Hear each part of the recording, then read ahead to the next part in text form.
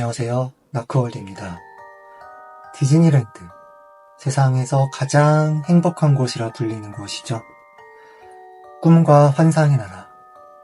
하지만 이 꿈의 나라에도 어두운 그림자가 들이운다는 사실을 아는 사람은 많지 않습니다.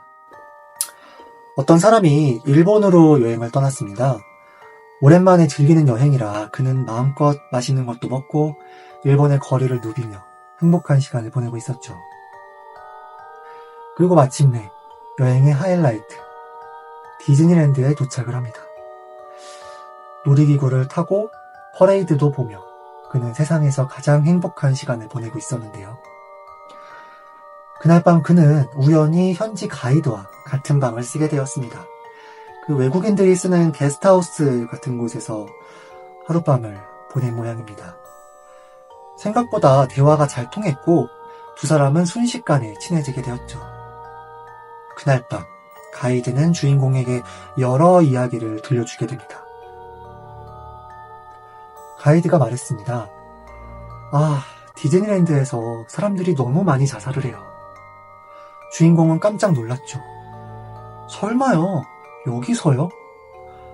가이드는 고개를 끄덕이며 말을 이어갔습니다. 부부와 아이가 여행을 옵니다. 낮에는 신나게 놀이기구를 타고 퍼레이드도 보며 웃고 떠들죠. 세상에서 가장 행복한 시간을 보낸 다음 그들은 그날 밤 호텔방에서 아이를 살해하고 함께 목숨을 끊습니다.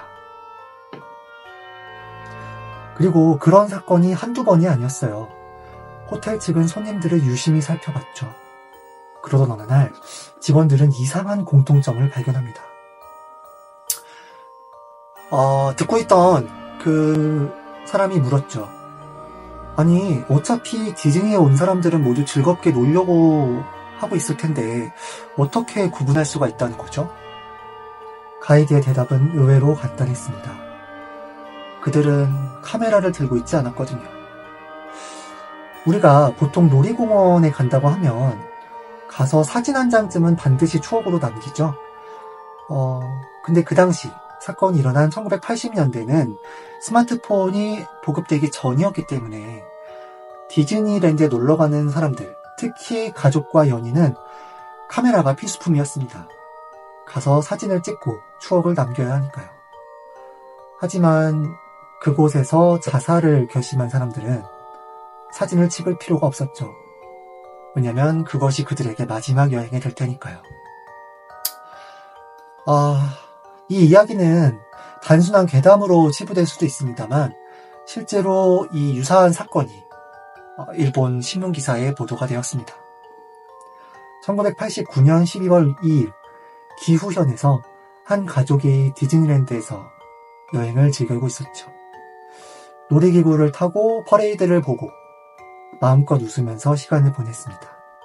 그러나 그들은 이미 오래전부터 결심한 상태였어요.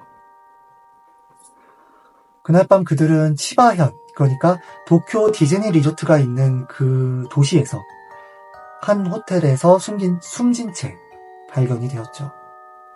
방 안에는 4통의 유서가 남겨져 있었고요. 유서의 내용은 다음과 같습니다.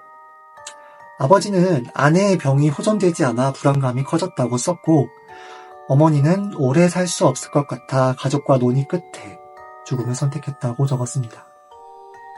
심지어 11살 된 장남은 조부에게 감사의 편지를 남겼고 6살 된 차남은 조부의 초상화를 그렸습니다. 경찰 조사 결과 그들은 카메라를 가지고 있지 않았다고 합니다. 구글에서 디즈니랜드 자살이라는 키워드를 일본어로 검색하면 이렇게 1989년 기후현에 거주하던 일가족이 죽기 전 마지막으로 디즈니에서 놀고 난 후 치바현의 어느 호텔에서 자살한 사건이 나옵니다. 그렇지만 연쇄 자살이 일어났다는 증거는 찾기 어려웠죠. 실제로 디즈니랜드에서 자살 사건이 일어났다는 기록은 거의 없습니다. 하지만 사람들은 여전히 디즈니의 괴담을 떠올리면 이 이야기를 생각하죠. 행복의 나라에서 벌어지는 가장 끔찍한 비극. 진상과는 무관하게 2010년대부터는 대부분의 사람들이 스마트폰을 들고 다니면서 사실상 사라진 괴담이 되었습니다. 이 이야기가 단순한 도시 전설일까요? 아니면 우리가 알지 못하는 또 다른 진실이 있을까요? 지금까지 디즈니랜드의 숨겨진 이야기였습니다. 여행을 떠나게 된다면 꼭 카메라를 챙기세요.